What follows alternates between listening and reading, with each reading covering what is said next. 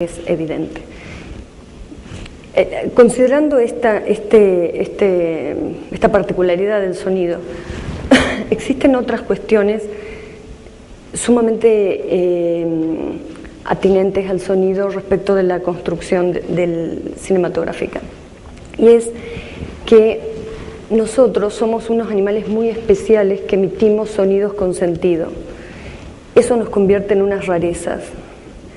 El que escribe para cine y el que actúa tiene que hacer ese juego extraño de escribir la partitura que va a ser emitida por ese instrumento o animal extraño que emite sonido, con la doble cualidad de que ese sonido tiene todas las características del sonido, ritmo, volumen, y además una muy compleja que es la del sentido.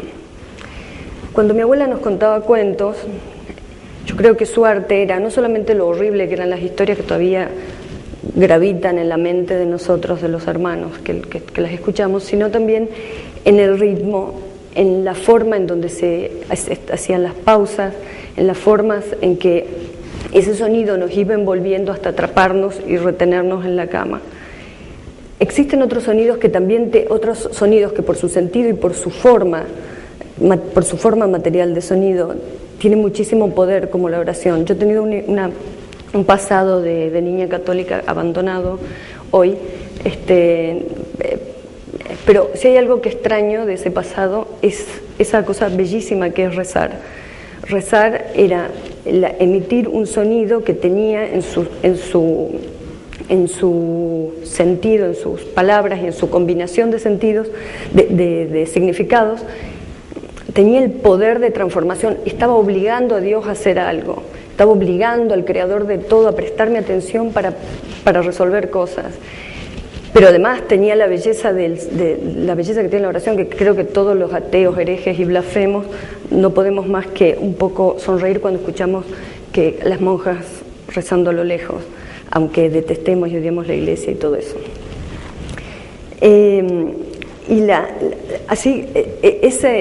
Esa conjunción extraña de sentido y materia sonora es lo que un director tiene que trabajar cuando en una escena tiene a sus actores, primero cuando está escribiendo, y segundo cuando tiene que definir si lo que está escuchando que dice un actor es o no es lo que quiere que aparezca en su película.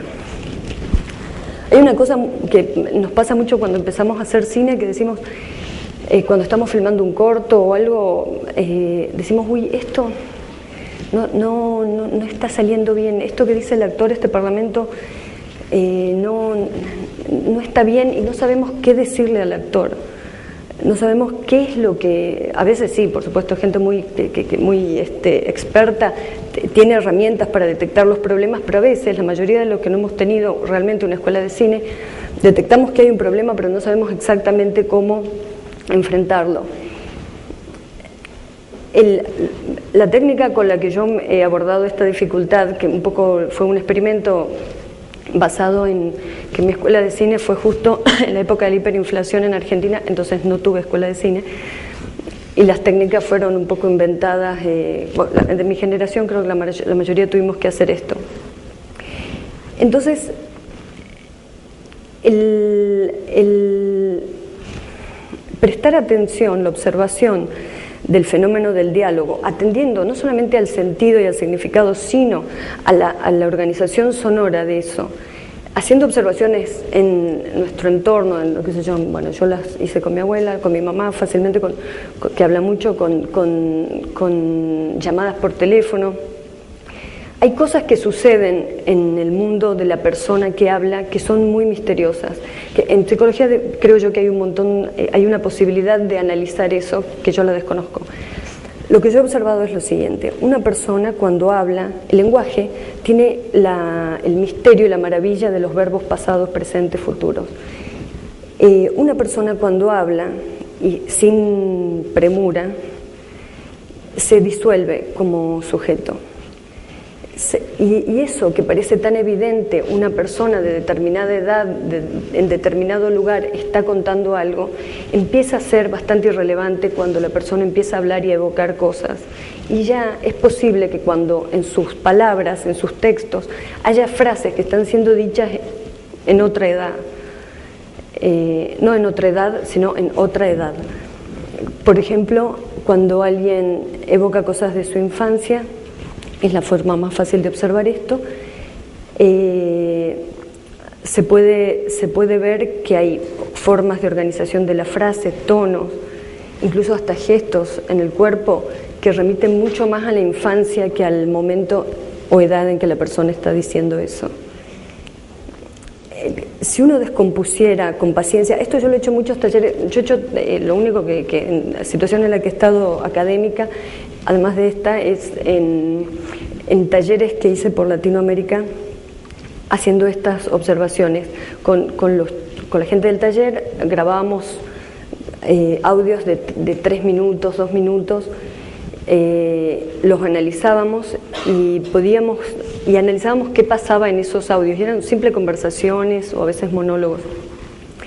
Y lo que sucedía ahí es que en el aparente frase o grupo de palabras o oraciones o monólogos de una persona, existen unas variaciones que a veces es difícil si uno quiere hacerlas reproducir por un actor, y esas variaciones se deben a que el sujeto se está disolviendo en el espacio y en el tiempo.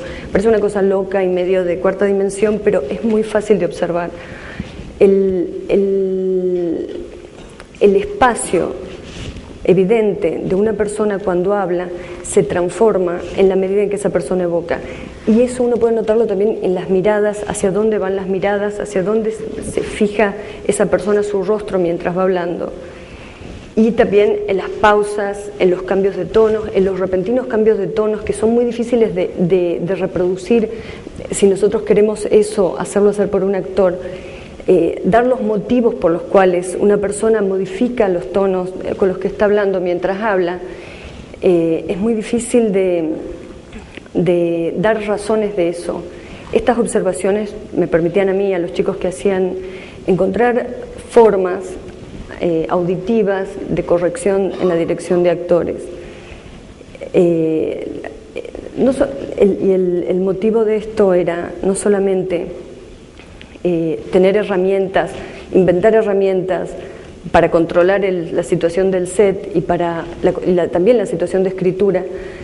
Otro de los ejercicios que hacíamos era, si uno toma cualquier guión y pusiésemos en una pantalla grande como la expresión gráfica de un diálogo, y después tomásemos a una persona hablando y transcribiéramos un diálogo de una persona en la calle a palabras, faltarían tantos signos gráficos para transmitir cómo fue dicho eso.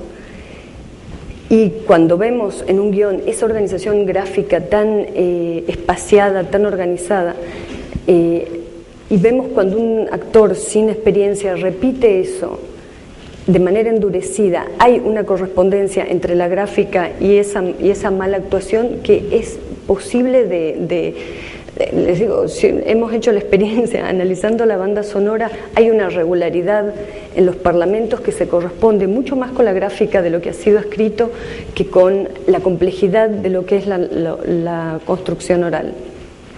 Entonces, para cualquiera que tiene que hacer cine, se tiene que inventar herramientas de control, estas observaciones sonoras resultan muy útiles y aparte fácilmente aplicables. Está esta parte misteriosa que